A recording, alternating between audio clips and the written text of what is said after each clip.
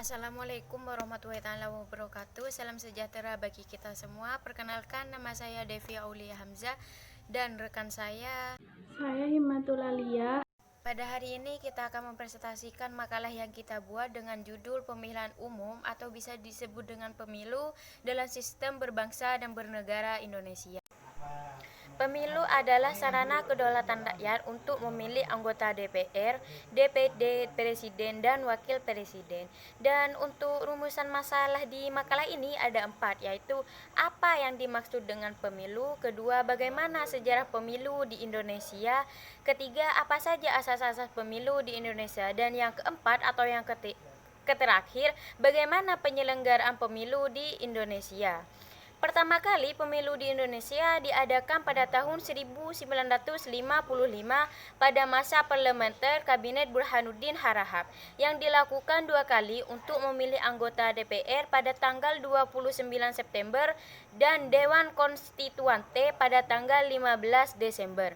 Dan kedua yaitu masa Orde Baru pemerintah berhasil melakukan 6 kali pemilihan umum pada tahun 1971 sampai 1997. Dan dalam setiap pemilu yang diselenggarakan pemerintah Orde Baru, Golkar selalu memenangkan pemilu. Sedangkan pada masa Orde Reformasi merupakan masa di mana memungkinkan rakyat untuk memilih secara langsung. Saya Himatul Alia akan membahas tentang asas-asas pemilu di Indonesia dan penyelenggaraan pemilu di Indonesia. Yang saya akan bahas pertama yaitu asas-asas pemilu di Indonesia. Undang-undang di era reformasi menetapkan secara konsisten ada 6 asas pemilu, yaitu langsung, umum, bebas, rahasia, jujur, dan adil. Berikut beberapa penjelasan asas-asas pemilu. Yang pertama yaitu langsung. Pemilih berhak memberikan suaranya sesuai dengan hati nuraninya tanpa ada perantara. Hak ini tidak bisa diwakilkan kepada seseorang atau sekelompok orang. Yang kedua yaitu umum. Semua warga negara yang telah memenuhi syarat sesuai dengan undang-undang berhak mengikuti pemilihan umum tanpa ada diskriminasi. Persyaratan minimal dalam usia 17 tahun atau telah menikah berhak ikut dalam pemilihan umum.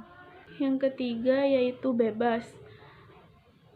Semua warga negara diberi kebebasan untuk memilih dan dipilih tanpa intervensi dan tanpa tekanan dari siapapun. Yang keempat yaitu rahasia. Rahasia berarti dalam memberikan suaranya, pemilih dijamin pilihannya tidak akan diketahui oleh pihak manapun dengan jalan apapun. Yang kelima yaitu jujur. Berarti dalam menyelenggarakan pemilihan umum, semua pihak yang terlibat harus bersikap dan bertindak jujur sesuai dengan peraturan perundangan yang berlaku. Yang keenam yaitu adil. Adil memiliki 2 makna, yaitu adil dalam sikap moral dan adil dalam perintah hukum. Oleh karena itu, pemilu memerlukan sikap adil dari semua pihak, baik dari masyarakat, pemilih, maupun penyelenggaraan pemilu. Selanjutnya, saya akan membahas penyelenggaraan pemilu di Indonesia. Tujuan diselenggarakan pemilu yaitu untuk mewujudkan demokrasi.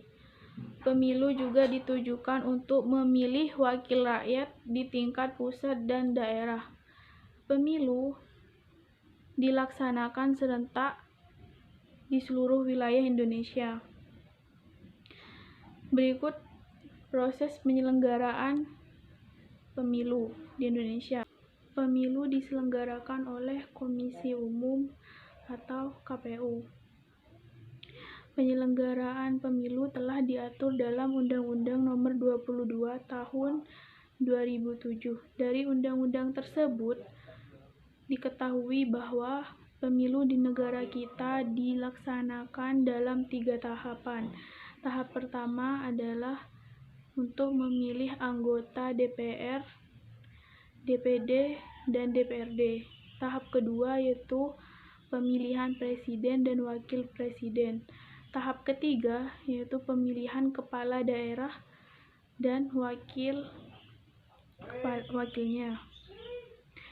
Penyelenggaraan pemilu meliputi beberapa kegiatan, yaitu kegiatan pendaftaran pemilih, pendaftaran peserta, penetapan peserta pemilu, kampanye peserta, dan pemungutan suara. Sekian penjelasan dari saya.